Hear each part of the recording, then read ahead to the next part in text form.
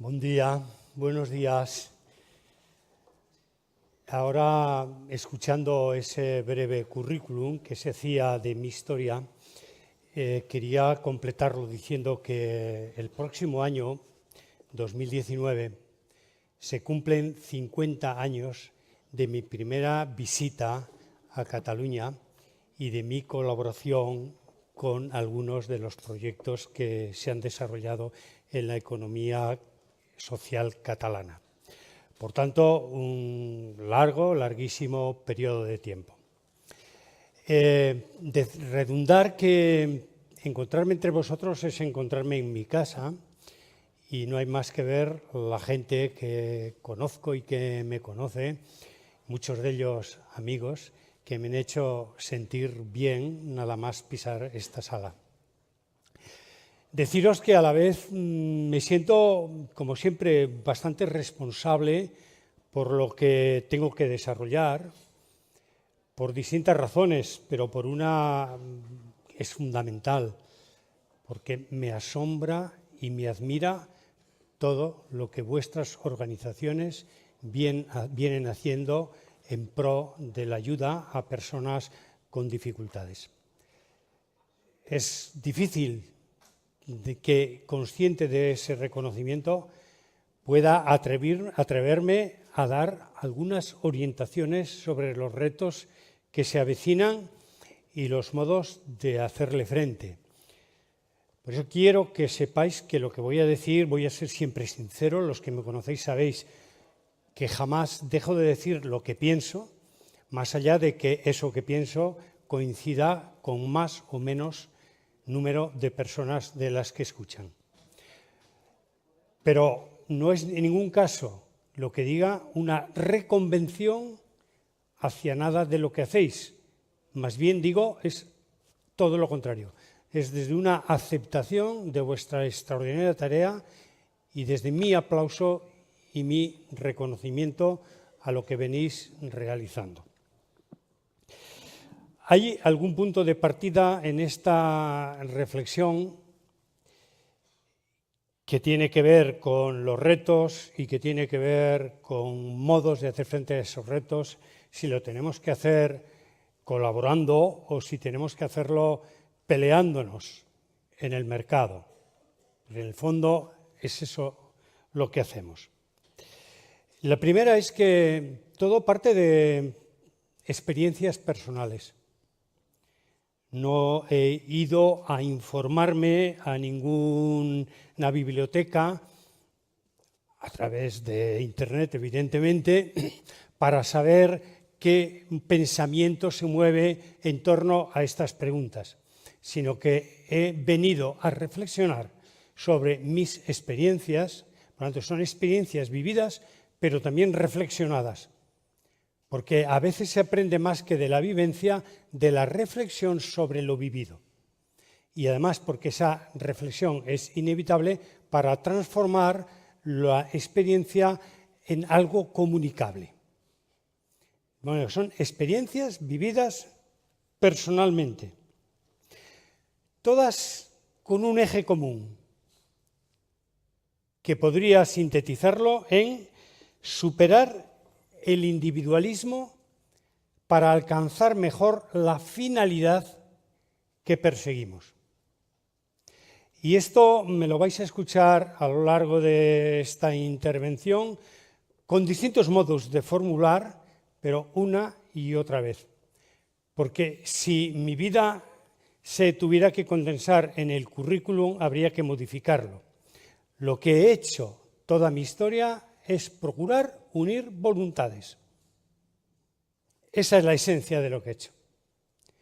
Sabiendo que a título individual somos más débiles, más incapaces y que tenemos una capacidad redoblada de fortaleza cuando somos capaces de colaborar con el que está a nuestro lado, para después, como ya el que está a nuestro lado es un poco más lejano, volver a colaborar con el que está a nuestro lado y así sucesivamente en círculos concéntricos ir ampliando el modelo de cooperación. Porque lo que yo observo que vuestras entidades hacen es lanzar al mercado una oferta minifundista, multiplicada. ¿Cuántas veces? Pues si Dincat tiene 260 entidades asociadas, por lo menos en Cataluña, multiplicada 260 veces. Y cuando hay muchos más oferentes que demandantes en el mercado, quiere decir que los demandantes son más fuertes e imponen condiciones. Si además lo que situamos son horas persona en el mercado, y los demandantes tienen como un elemento definitorio, luego lo adornarán de 1000 formas, pero tienen un elemento definitorio que es el precio, pues hará que sea difícil retribuir adecuadamente a los profesionales que están en esta extraordinaria labor. El proceso de creación de esta respuesta a necesidades sociales dimana de un modelo que no sé por qué es el único modelo universal existente en la economía social. Si alguien tiene la preocupación de trabajar por personas de cualquier índole más desasistidas o más vulnerables, lo que quiere es crear una organización para resolver o ayudar a resolver ese problema. No quiere reforzar las organizaciones ya existentes, sino crear una nueva organización. Y así, por tanto, la multiplicación es infinita y aparecen permanentemente nuevas unidades. El modelo podría haber sido otro. Podría haber sido algunas que están en un espacio físico determinado y que van abarcando espacios físicos de mayor alcance. Pues no, en la economía social el modelo ha sido la repetición. Y no es, ni mucho menos, un caso específico el que os atañe. Es un caso repetido una y mil veces y algún ejemplo os pondré más adelante. Si se pudiera unificar la oferta o parte de la oferta, o al menos disminuir los ofertantes, eso redundaría en un fortalecimiento del sector. Porque el grave peligro que se corre es convertir el instrumento en la finalidad. Convertir la entidad jurídica, que sea la que sea, en la finalidad que perseguimos. Mientras que si primara la finalidad, que seguramente está recogida en la misión de todas las organizaciones, diríamos, ¿y ahora cómo lo hacemos mejor? Y la fórmula, el instrumento, seguía siendo instrumento. Mirad, voy a poner un ejemplo que no es de vuestro campo y además casi siempre voy a huir de vuestro terreno pues para no levantar ninguna susceptibilidad. Las cooperativas agrarias. Las cooperativas agrarias todas en sus estatutos definen una finalidad común: mejorar el poder adquisitivo de los agricultores. Pero si eso supone que en lugar de que en cada pueblo haya una cooperativa, tuviera que haber solo una cooperativa por comarca, o una cooperativa por provincia, o una cooperativa por comunidad, se olvidarían de la finalidad y seguirían defendiendo la oferta individualizada. Nada asombroso, por otra parte, porque está en el mundo de la economía social y fuera del mundo de la economía social. Pero es que los retos a los que tenemos que hacer frente hoy no son los de ayer. Y si hiciera una síntesis apretadísima de algunos elementos que no prefiguran el futuro, sino que configuran el presente, por tanto, son evoluciones no que van a venir, sino que ya están, pues podríamos hablar del marco en el que se desenvuelve hoy la economía, que es un marco mucho más globalizado que nunca en la historia, aunque la globalización precisamente no es algo nuevo. Pues fijaros el Mediterráneo, la cantidad de comercio que originó desde tiempos remotísimos. lo que es adquirido una dimensión mucho mayor, que en el fondo nos viene a lanzar un mensaje. Cuidado que hoy el mercado es el mundo. Ya sé que algunos todavía no lo perciben.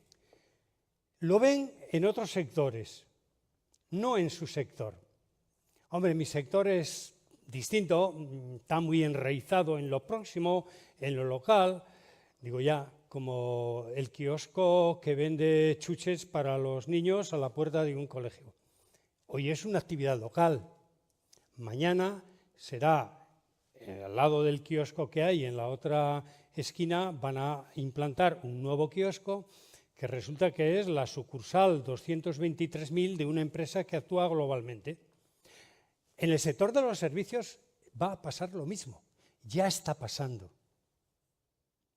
Y ese mensaje de que el mercado es el mundo nos afecta a todos de tal medida y con tal entidad que el problema no es que nosotros nos tengamos que internacionalizar. Es decir, la internacionalización puede provenir de dos enfoques rotundamente diferentes.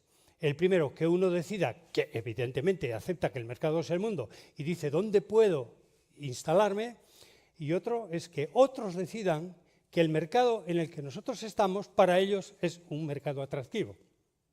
Y entonces resulta que hay una internacionalización activa, es la que parte de nuestra reflexión, de nuestros supuestos, de nuestras decisiones, y hay otra pasiva, que es que parte de la reflexión y de las decisiones de otros terceros que no cuentan para nada con nosotros. Simplemente que sí entienden que aquí hay un espacio que pueden ocupar, o que pueden ocupar al menos en parte. Es verdad que ahora mismo todos estos procesos globalizadores parecen que se tambalean un tanto a la luz de determinadas políticas, como por ejemplo las de Estados Unidos. Aquí hay una paradoja preciosa, si os gustan las paradojas, ¿no? El líder de la liberalización y de los mercados mundiales se ha convertido en el defensor a ultranza de su mercado local y está poniendo barreras. Y el mundo de la economía planificada, que no salía de sus barreras, se está convirtiendo en el factor más activo del desarrollo internacional. Es decir, se han trastocado los papeles China y Estados Unidos. Hay muchísimas paradojas estas que son francamente atractivas. Claro que hay una pugna entre lo local y lo global, y precisamente en conectar esa contradicción entre lo local y lo global hay un inicio de respuesta a las situaciones que se están planteando. A este fenómeno de unificación de la economía, que no se puede detener, que es imparable, porque fijaros, siguiendo el mismo ejemplo de Estados Unidos, él pone dificultades para que los productos de fuera entren en Estados Unidos, pero se alarma de las barreras que se le ponen en Europa a las empresas americanas. Bueno, estos son pequeños vaivenes, avances, retrocesos que se producen en terrenos muy cortos en el tiempo, pero que a largo plazo no rompen la tendencia general, que es una tendencia de crecimiento de lo global. Ante eso, las empresas han reaccionado de una forma, y es creciendo de tamaño, por una cuestión. Siempre y en todos los sectores hay un tamaño competitivo, no sé cuál es, se puede definir, se puede analizar, pero hay un tamaño. Y cuando el mercado cambia de ser un mercado local a ser un mercado global, ¿qué pasa? Que las empresas quedan ya de por sí, por razones exógenas en las que no han tomado parte, mal dimensionadas y buscan cómo ajustar su tamaño a esa nueva realidad. Y eso lo hacen pues, mediante compras, mediante adquisiciones, tomas de participación, etcétera, etcétera, mediante 1000 mecanismos. Pero hay una respuesta, porque esa respuesta la dan unos y no la dan otros. Y entonces quienes las dan se sitúan en posición de ventaja frente a quienes no se han adaptado. Esto en otros sectores se ve con una clarividencia meridiana. Me decía hace poco el gerente de una empresa, me decía, mira Antonio, hace 10 años yo tenía como unos 100 posibles proveedores de mis inputs y tenía como unos 50 posibles clientes. 10 años han pasado los 100 a 10 y aún hay procesos de concentración crecientes. Y de los 20 o 30 clientes que tenía, se han quedado en 10. Bueno, estos fenómenos son inevitables. Y cuando por encima y por debajo, en la cadena de valor, por encima y por debajo de donde tú estás, los demás crecen, mira, chico, tú eres la parte de dentro del sándwich. Te aplastan. Pero hay otro factor que ya lo vemos perfectamente y que además también afecta a vuestro sector y creo que va a afectar de manera radical en los próximos años, que es el desarrollo tecnológico. Y aquí, al hablar de desarrollo tecnológico, no me refiero exclusivamente a las tecnologías de la información y la comunicación, sino a todo el crecimiento imparable del desarrollo tecnológico. En medicina hay avances espectaculares, en cirugía brutales. Es decir, es curioso, ahora ya no opera nunca un cirujano, opera un robot dirigido por un cirujano, pero opera un robot porque lo hace con mucha mayor precisión. En la atención a las personas va a haber incorporación de tecnologías crecientes que va a exigir redoblar los esfuerzos inversores. Y claro, quienes se apunten a las primeras de cambio tendrán ventajas sobre quienes no se apunten. Pero todo lo que está ya iniciándose por ahí, la robótica, la inteligencia artificial, todos estos fenómenos nos sitúan ante una realidad que en el fondo llega a que el ciclo de vida del producto se acorte, de todos los productos. Se va reduciendo, se va acortando por mor de la tecnología y quien no tiene capacidad para adaptarse se queda en situación de desventaja. Mirad, el otro día estaba preparando una charla sobre liderazgo e innovación y de pronto se me ocurrió, hombre, voy a hacer un test. Cogí en Google, entré y puse liderazgo e innovación. Os voy a decir las cifras que me salieron. 71 millones de referencias. Eso fue el otro día. Hoy habrá ya 80 millones de referencias. Y se me ocurrió hacer el cálculo. Vamos a ver. Si dedico toda mi vida a leer la información que se ha publicado y leo una referencia cada 10 minutos, 8 horas al día, pues ¿cuántos años voy a necesitar para leer solo lo que se había publicado hasta ese momento? Y me salían 4.052 años. Y me entró un escalofrío, digo, no quiero vivir tanto. Quiero vivir todavía unos cuantos años, pero tanto no, me apabulla. Simplemente tener acceso a la información, seleccionar la información, la sensible, la que afecta a lo que tenemos que hacer, es un problema prácticamente irresoluble. Claro, si tenemos todo nuestro día ocupado, pues mirad, cuando yo voy por ahí en estas prédicas a hablar con los directivos de empresa, hay una cosa que me gusta chincharles, ¿no? Digo, a ver, ¿cuál es el último libro que has leído? Ay, madre mía, qué drama. ¿Cuántos libros lees al mes? Y al final se acaban diciendo, mira, es que no podemos, es que el día a día nos come. Y yo, claro, el día a día te come. ¿Y a qué te dedicas? Y alguna vez tuve la suerte de que cuando todavía las agendas eran materiales, alguien se la dejó encima de mi mesa y cometí la descortesía de abrirla. Os juro que el 90% de sus compromisos eran compromisos que se habían establecido terceros, no que habían adoptado ellos por voluntad propia, porque entendían que allí tenía algo que aportar, que podía mejorar. Es decir, claro, el día a día nos come en general porque hacemos las cosas que nos gustan, no las que tenemos que hacer. Probablemente porque las que tenemos que hacer son más duras. Yo siempre veo al directivo más que en el terreno de la gestión de lo que existe, debería estar en el terreno de la gestión de lo que no existe. Es decir, de lo que viene, de lo que hay que construir. Para gestionar lo que hay debería haber otras personas.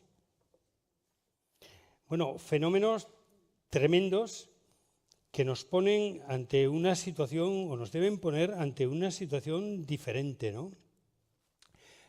Y la innovación va a tener que ocupar un espacio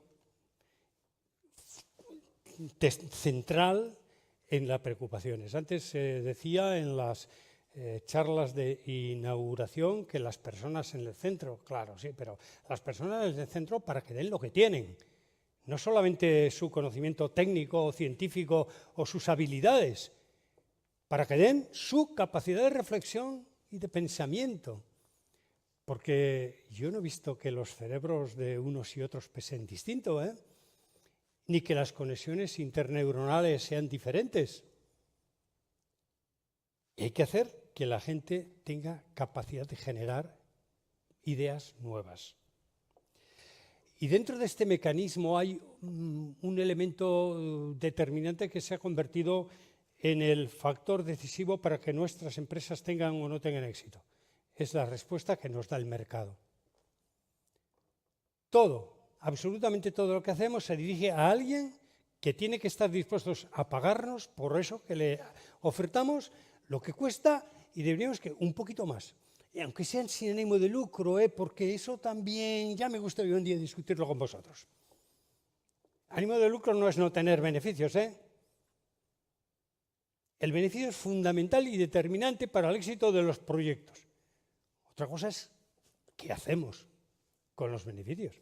Pero a veces, cuidado, que empieza a introducirse un fenómeno preocupante y es que eso del no lucro es que nos cuesta 3 y vendemos a 3. Vamos mal, como sea esa la percepción que tenemos. Si estos fenómenos que son simplemente una atropellada referencia a 4 cosas que existen ya hoy fueran verdad, no pretendo que sean verdad al 100%, pero que sean verdad en un 48%, con eso sería suficiente para decir, algo tendremos que hacer.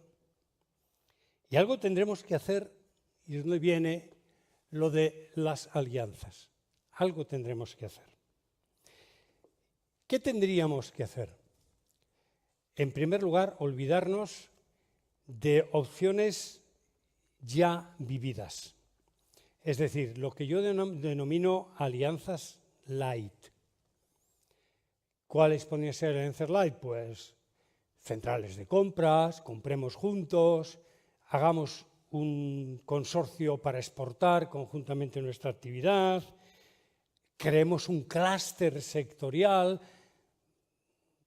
o, y ya me perdonaréis si lo voy a decir, o afiliémonos a organizaciones representativas. Perdona, Manel, pero es así.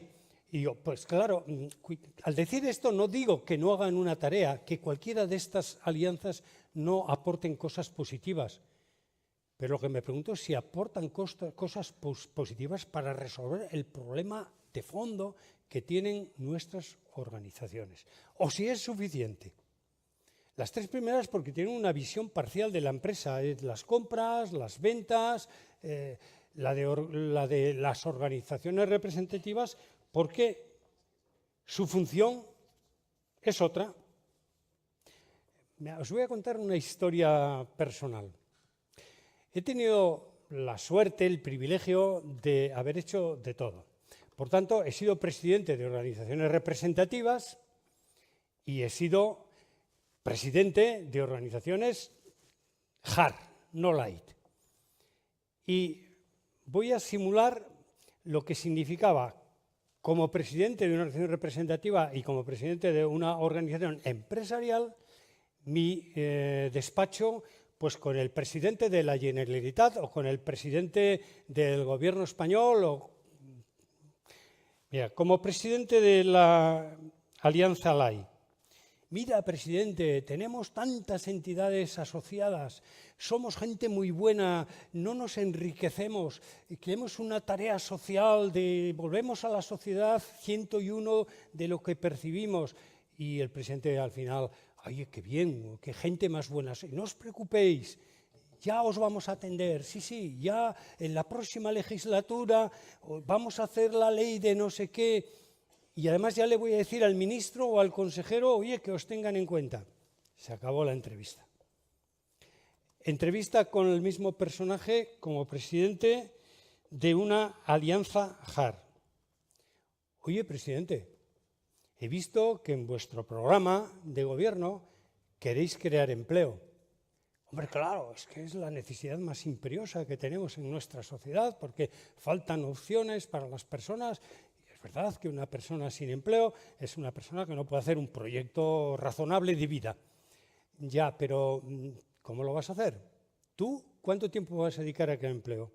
¿Y tus ministros o tus consejeros cuánto tiempo? Si la mayor parte del tiempo estáis haciendo inauguraciones. Ahora verás, yo sí puedo crear empleo. Y te voy a decir una cosa.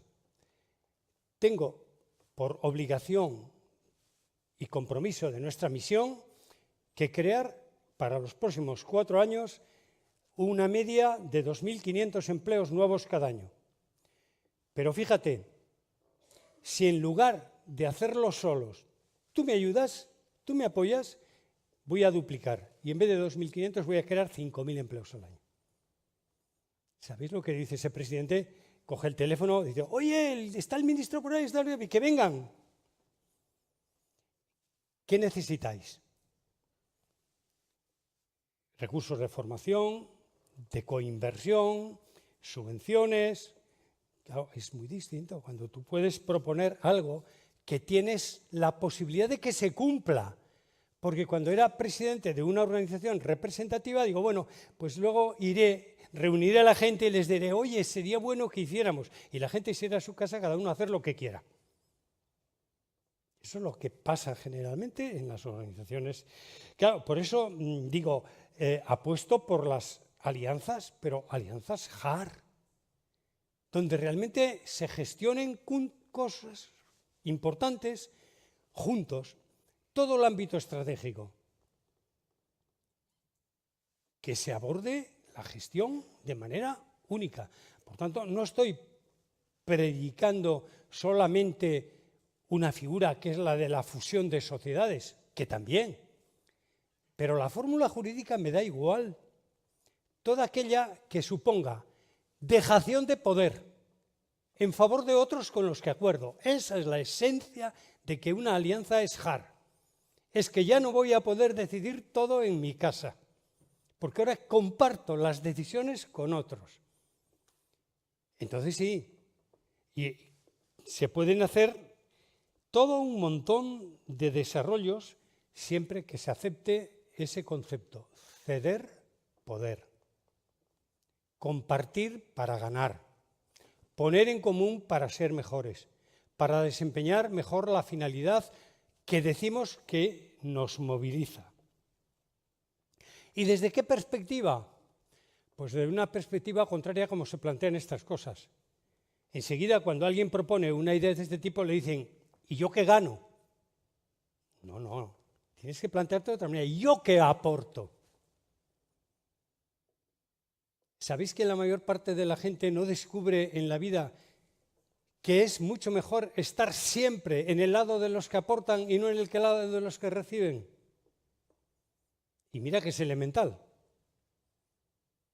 Bueno, a veces la gente se cansa de seguir aportando y se desespera porque otros no aportan. Ayúdales. Pero mira, la percepción de la solidaridad no viene de yo te doy, tú me das, y además lo que te doy y me das tiene que ser equivalente.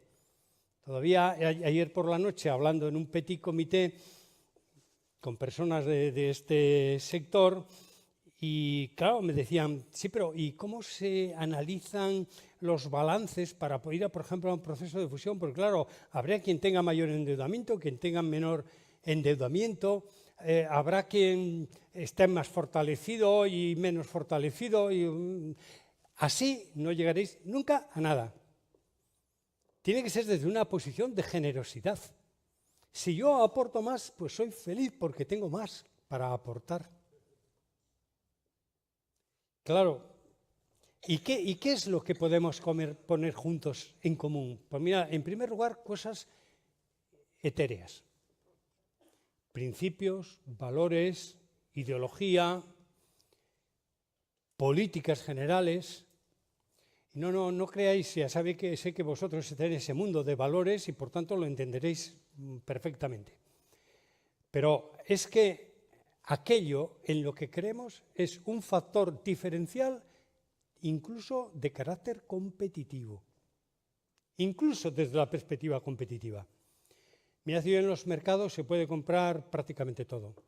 Se puede comprar tecnología, se puede comprar talento, se puede comprar financiación. ¿Sabéis lo único que no se puede comprar en los mercados? Las creencias. ¿Las creencias se tienen o no? Pero cuando se tienen es un leitmotiv fundamental para comerse el mundo. Y por eso sería muy interesante que en la elaboración de los planes estratégicos, en lugar de buscar los grandes conceptos que nos definen, amor a la humanidad, justicia para todos, políticas igualitarias, pusiéramos aquello que realmente nos identifica como colectivo, lo que realmente creemos. Entonces eso sí, se convierte en un elemento profundamente transformador. Imagen corporativa. Imagen. ¿Cuánto cuesta crear una marca, crear una imagen, defender esa imagen que sea aceptada no solamente en términos mercantiles, no en términos de mercado, sino en términos sociales? ¿Y cómo se va a hacer una marca con dimensiones reducidas? Mirad, esto de la dimensión y del tamaño siempre me ha obsesionado, porque la gente, en cuanto tiene éxito en un proyecto, se deja deslumbrar por el éxito alcanzado. Yo creo que produce mucha más adicción que la cocaína el éxito. Pero la mayoría de los éxitos, cuando hay honradez en su análisis, son éxitos parciales, transitorios, pasajeros. Y según con quién te relaciones, yo dirigía entonces una organización importante, pues tenía algo así como 60.000 empleos, y un día en una ponencia, hablando de esto, les dije, era de empresarios, y les dije, ¿pero por qué os creéis grandes? Alguien, ¿por qué se cree grande? Porque se malcompara. Claro, en mi pueblo yo no era el más alto, pero casi, con 1,68. Claro, el día que salí del pueblo, fui al partido judicial, estaba por debajo de la media. Y cuando fui a la capital de provincia, ponía que poner tacones. Claro, esa medición tan parcial, tan limitada, es decir, bueno, el éxito. Y si tengo éxito, ¿por qué hago las cosas bien? ¿Por qué no puedo ayudar a que los otros que están en mi espacio, en mi sector, le preste esos conocimientos para que todavía mejore lo que está aportando? Creación de marca. Es que es muy complicado crear una marca y a título individual es imposible. Pero si fuera posible, imaginad por un momento una utopía, un sueño. Nosotros también tenemos sueños, ¿no?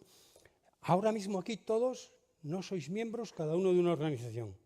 Sois miembros todos de una sola organización. Y decidimos poner en común unos pocos dineros para crear una marca que no haya que explicar a ningún sitio donde vayamos quiénes somos. El valor que tiene eso en términos de presencia, de aceptación, todo. Relaciones institucionales y con grandes grupos empresariales. Desde una masa de mayor entidad es fácil sentarse a reflexionar, a debatir, a buscar espacios de colaboración, no solamente con las entidades públicas, a las que me he referido antes también, sino con entidades privadas. ¿Qué acuerdos podemos establecer? ¿De qué forma? Pero por eso hay que sentarse de igual a igual. Yo recuerdo una vez que una de las cooperativas que formaba parte de la corporación estaba gestionando un acuerdo estratégico con una empresa competidora italiana. Y vamos, los trataban como a pobrecitos, porque claro, creo que unos vendían 100 y los otros vendían 2.000. Y entonces le dije, oye, dile a la presidenta, era presidenta de aquella compañía italiana, invítala a venir aquí. Cuando en lugar de hablar con el gerente de aquella cooperativa, habló con el presidente de la corporación, cambiaron rotundamente las formas, los mecanismos. Aquella mujer que me decían que era muy rígida, que era muy exigente, fue una persona normal, coloquial, con la que fue posible llegar sin grandes dificultades a un acuerdo. La financiación. Mira, nuestras empresas tienen un problema muy serio, muy serio. Los socios son pobres. Somos pobres, los socios de las empresas de economía social. Y como somos pobres, tenemos que estar siempre reclamando al papá Estado, al papá Gobierno, dádivas, venga. Y esas llegan o no. Y las reparten como quieren. Esa debilidad financiera es una debilidad no solamente financiera, es también social y es sociológica. Pero somos pobres porque no nos ponemos a realizar acciones de alianzas JAR que pongan en común los recursos. Hace un momento he hablado aquí con un compañero a la entrada y recordaba una vieja anécdota. Hablando con él se me ocurrió. Dice, allá en mis primeras épocas en la vida en Eroski, había un momento en que en el comité de dirección estábamos pensando política de precios y él decía, hombre, aquí podemos ajustar un poco y podemos bajar el precio del yogur o el precio de la cerveza o lo que fuera, no me acuerdo qué era. Y de pronto yo pensando dije, sí, pero mira, suponte que bajamos el precio de la cerveza. Cada uno de los compradores que venga a nuestras tiendas se va a poder tomar una cerveza más a la semana. Eso es lo que le va a significar. Pero si todas esas cervezas las ponemos juntas en un solo bloque y las utilizamos con una intencionalidad social, vamos a poder transformar muchas cosas. Es decir, ¿cómo poner en común recursos financieros? Claro, no hay una alianza que se precie de llamar alianza si no tiene fondos financieros que se nutran del conjunto de los partícipes. Y ese problema de la financiación es un problema tan grave que al mundo de la economía social le está llevando a una situación extrema. Si uno tiene la curiosidad de ver las cooperativas, por ejemplo, que se han creado en los últimos años, se encontrará con que casi el 100% son del sector servicios. ¿Por qué? Porque basta una mesa y un ordenador y con eso puedes empezar a trabajar. Pero ¿alguna vez vamos a ser capaces de crear una cooperativa que compita con los fabricantes de aviones? Voy a decir una cosa muy gorda para que veáis que es imposible. No. La inversión por puesto de trabajo, ¿en cuánto está? Imposible. Entonces, o somos capaces de sumar las pequeñas cantidades que acumulamos, de eso se nutren los bancos, de las pequeñas cantidades que cada uno acumulamos. Ellos las agrupan. Bueno, pues una cosa parecida tendría que ocurrir en estos modelos. Y la formación. ¿No estamos todos de acuerdo en que el conocimiento es el factor determinante del desarrollo de una sociedad, de un pueblo, de una comunidad? Por lo menos hoy se admite con carácter universal. Yo digo que no hace falta solo el conocimiento, no un conocimiento dialéctico puro o un conocimiento diletante no sirve, pero un conocimiento capaz de transformar la realidad. Y para eso hay que tener personas con un alto nivel de formación que estén mejorando todos los días su capacidad de conocimiento. ¿Y para eso qué sería lo mejor? Hombre, pues muy sencillo, tener una universidad nosotros, tener un centro de formación de directivos nosotros. Todo eso es posible. Yo no estoy hablando de lo que he leído en un libro, estoy hablando de cosas que hemos hecho. Por un principio simple, porque allí, desde que nació la primera cooperativa, sabía que la segunda cooperativa tenía que colaborar con la primera, y la tercera con la segunda y con la primera, y así sucesivamente. Y ese elemento de puesta en común, de intercooperación real, es el que permitía hacer frente a retos que de otra manera hubieran sido ni siquiera pensables. ¿Y el desarrollo? ¿Cómo financiamos el desarrollo? ¿Cuánta gente tenemos pensando en qué cosas nuevas podemos hacer, en lo que hacemos o colaterales, cercanas o con ruptura de lo que estamos haciendo? ¿Qué otros espacios para el desarrollo? Promoción, nuevas empresas. Yo recuerdo que recién asumida la presidencia de la corporación me encontré con otra paradoja. Por descontado que yo quería que nuestras cooperativas fueran cada vez más competitivas, pero ser más competitivas suponía menos unidades de entrada por cada unidad de salida. ¿Y menos unidades de entrada de qué? De todos los factores, por lo tanto también de empleo. Anda, pero nuestra misión, por otro lado, decía que estábamos comprometidos con la creación de empleo. Si hacíamos las empresas más eficientes, en vez de crear, destruían empleo. ¿Cómo atender ambos requisitos? Pues poniendo el énfasis en la creación de un número importante de nuevas empresas que absorbieran no solamente el personal excedentario que quedaba por mor de la mejora de eficiencia, sino que tuvieran un saldo positivo. Pero eso no se puede hacer solos. Claro, allí creamos un equipo donde había 20 personas dedicadas solamente a promocionar nuevos proyectos empresariales. Pero además tenían un fondo financiero para poder desarrollar los proyectos que iban elaborando. Y además había otra cosa muy curiosa, y es que los directivos, todos los directivos, la parte fundamental de su retribución variable estaba ligada al número de nuevas empresas que fueran capaces de constituir. Gestión con las personas. Las personas tienen que estar en el eje de todo, ¿vale? Declaración de principios. ¿Cómo los ponemos? ¿Cómo hacemos para poder gestionar de la manera más eficiente las personas que trabajan en nuestra organización o nuestras organizaciones? ¿Cómo lo hacemos? Si estamos en solitario, cada uno se tendrá que enfrentar a los fríos descarnados del invierno y a los calores insoportables del verano. Si trabajamos en conjunto, resulta que tendremos solución incluso para los rigores del invierno y para los rigores del verano. Y voy a poner un ejemplo desgraciado. Ahora se cumplen 5 años de la quiebra de Fagor. Fagor era la primera cooperativa, la más importante en el ámbito industrial. Es un drama. Hay muchas reflexiones que hacer, hay muchas conclusiones que extraer, pero hay una cuestión fundamental que hay que recordar. Ninguna de las personas se quedó en el desempleo, porque había capacidad de recolocación en otras cooperativas de la corporación. Pues estamos hablando solo de ser mejores económicamente, sino de ser realmente responsables con respecto a las personas que trabajan dentro de la organización. Ya, pero parece tan evidente que a lo mejor salimos algunos calientes de aquí y decimos, oye, pues podíamos pensar, por lo menos, en estudiar la posibilidad de hacer algo. ¿Y qué tiempo llevo? Porque es que no sé cuándo he empezado.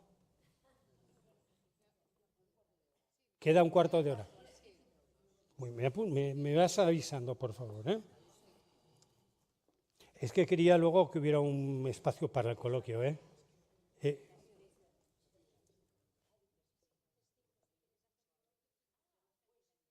Pues venga, allá voy, a toda vitesse, como dicen. Los frenos a las alianzas. ¿Dónde están los frenos a las alianzas? Pues mirad, hay muchos. Pero aun siendo evidentes los beneficios económicos y sociales que tiene la creación de alianzas de ese carácter que he dicho, la dificultad más seria para cualquier proceso de avance y siquiera de búsqueda no está en los miembros de las organizaciones. No. Está precisamente en las direcciones y en los órganos de gobierno. Ese es el hándicap más importante. Por tanto, los directamente aludidos son gerentes y presidentes. Esa es mi opinión, pero es que así lo he vivido. Es que cuando yo me tuve que enfrentar a la primera propuesta de fusión de cooperativas, todo el mundo parecía de acuerdo con la definición, pero cuando llegó el momento de la práctica, el momento real, que le dijimos, oye, convocar la asamblea y vamos a defender el proyecto y que los socios decidan. Todo el mundo empezó a racanear, sí, pero es que claro, es que en mi pueblo somos distintos, a lo mejor lo habéis oído alguna vez, ¿no? Es que todavía nuestros socios no están maduros. Bueno, vale, pues déjame, no, porque no es el momento oportuno. Pero allí donde se convocó las asambleas, en todas se aprobó, o por unanimidad o por una mayoría aplastante. Donde no se pudo aprobar es donde no se convocaron las asambleas. Y hay consecuencias, porque ahora hay historia. Estoy hablando de algo que al año que viene hará 50 años, por tanto hay historia.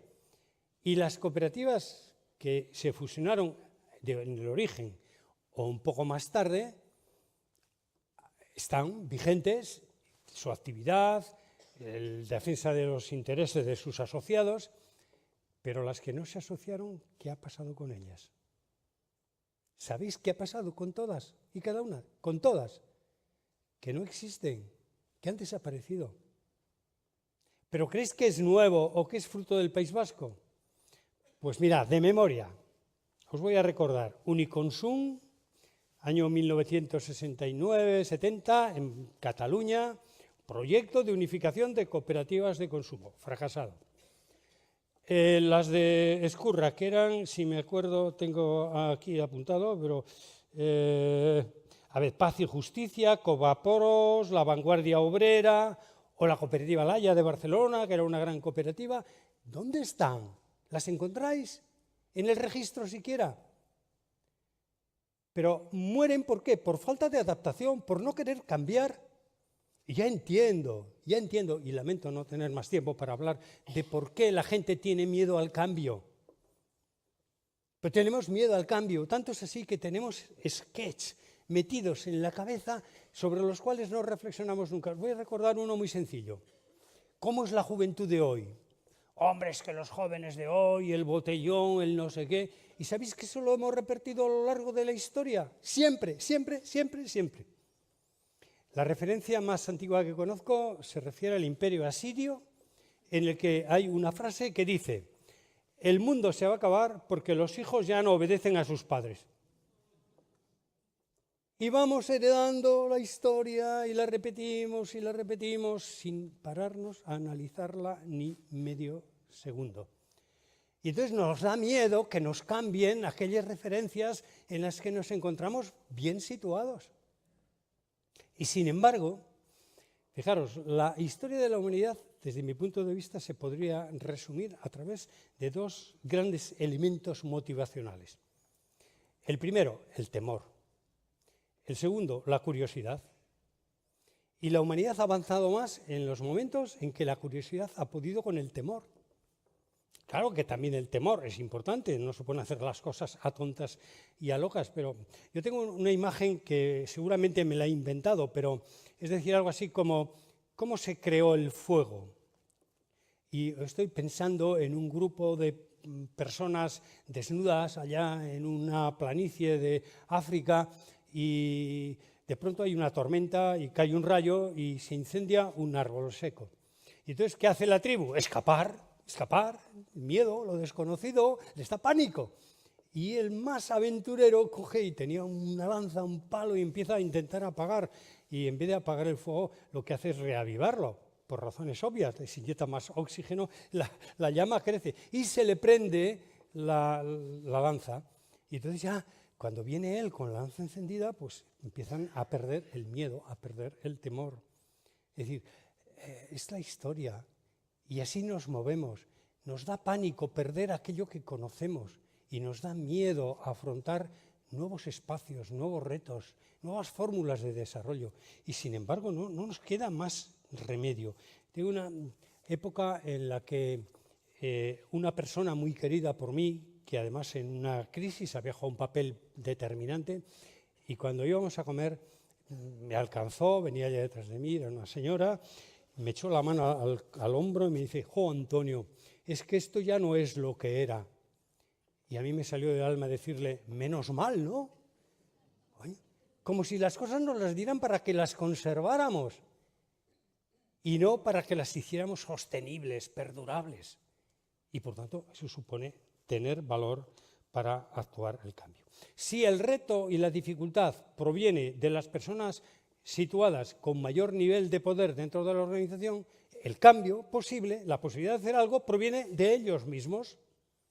Es decir, si tuviéramos líderes que aceptaran más o menos esta definición, no es un gerente, voy a poner un ejemplo, no es un gerente, es un gerente líder. ¿Y sabéis cuál es la diferencia, no? La gerencia es una función. El órgano que tiene poder decide que aquel señor o aquella señora va a ser el gerente de este proyecto. Ya está. El liderazgo es un don. Es algo que los demás te reconocen. Y cuando los demás te reconocen, te aventuras a plantear cosas increíbles. Y dejas de hacer planes estratégicos donde en 5 años piensas que vas a crecer un 4% cada año. Y eso es plan estratégico. Eso es una extrapolación miserable de los datos históricos. Pero eso no es un objetivo estratégico, no, eso es un reto. El líder tiene esa capacidad de plantear retos que parecen imposibles, propone objetivos que en principio nadie cree, pero les dice a sus colaboradores, ¿cuáles son los elementos que veis de dificultad? A, B y C. Olvidarlos, eso es mi responsabilidad.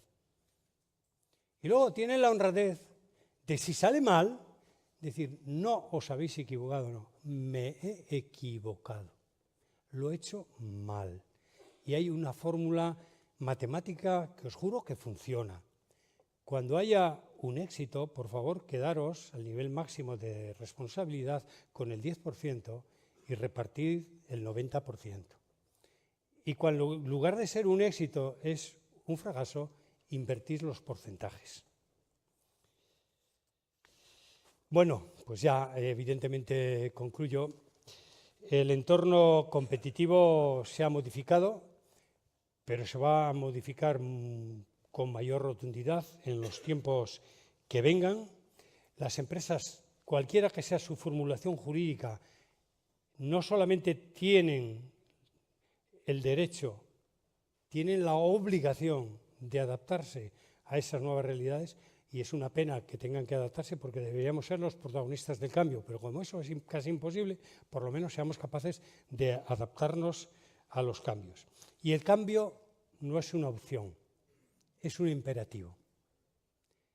De manera que, como reconozco, empiezo o termino como empecé, reconozco la gran labor que hacéis, por favor, pensad que el mundo ha cambiado, pero que va a cambiar mucho más en los próximos años y que las respuestas individuales son mucho menos eficientes que las respuestas colectivas. Por tanto, si hay que caminar, caminemos en solidario y no en solitario. Muchas gracias. Bueno. Muchas gracias, señor Cancelo. Un placer tenerlo con nosotros planteando pues, estos retos, esta obligación, is a must, ¿no? Como dicen en inglés. Pues sí, és així. En el canvi també està l'evolució. I jo crec que sí, una pregunta ens donaria temps. Tenim escassos un parell de minutets, 3 minutets, con una respuesta breve. Si no, breve, dicen que es 2 veces buena. Entonces, algú de la sala té una pregunta? Sembla que sí, aquest senyor d'aquí. Bueno, adelante. ¿Funciona? Sí. Buenos días, Antonio. Pues hacía mucho tiempo que no nos veíamos y estás, yo diría que igual o mejor que nunca, ¿no? Un dato que me gustaría comentar de tu trayectoria, especialmente en la corporación, ¿no? Que nos lo comentaste ayer, y es que en los 6 primeros años que estuviste, la corporación, el grupo de cooperativas pasó de 25.000 a 60.000 empleos, ¿no?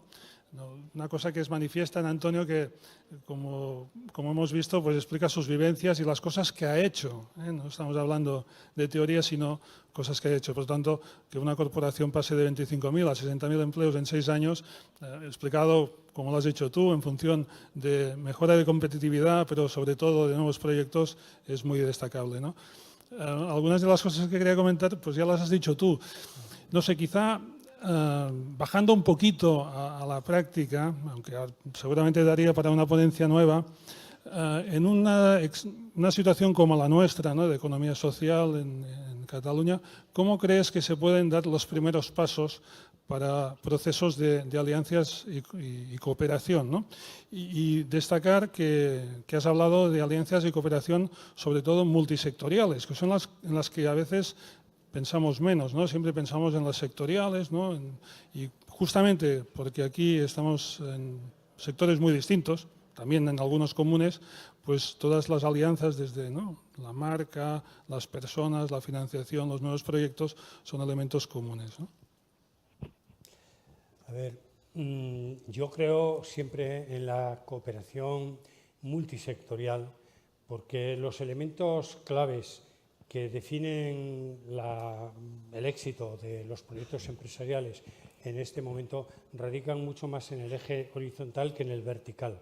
Sí que es verdad que producto, mercado, tecnología sigue siendo un factor determinante, pero están los otros que son personas, aportación de las personas, conocimiento, financiación, formación, etcétera. Y eso conviene a que las empresas sean de un sector o de otro sector. Entonces, mi configuración es muy simple. Yo veo organizaciones sectoriales potentes dentro de un grupo multisectorial en la economía social. Cuando en la economía social alguien sea capaz de hablar en nombre de todos, pero con capacidad de decidir en el ámbito que se le haya definido, entonces se habrá dado un vuelco real. La economía social es una economía bastante débil. Ya sé que los que estamos en el mundo de la economía social nos tenemos que ayudar y aplaudir, porque si no, ¿quién nos aplaude? Los de fuera no nos aplauden, pero a la vez tenemos que reconocer que nuestra presencia en el mundo es realmente escasa, con respecto a las sociedades de capital, por ejemplo.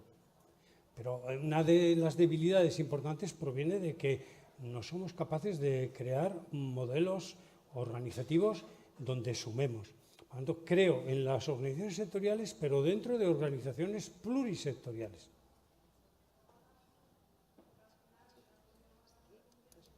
Sí, ha quedat respost. Pues ara sí, un fortíssim aplaudiment pel senyor Antoni Cancelo, aquesta primera ponència.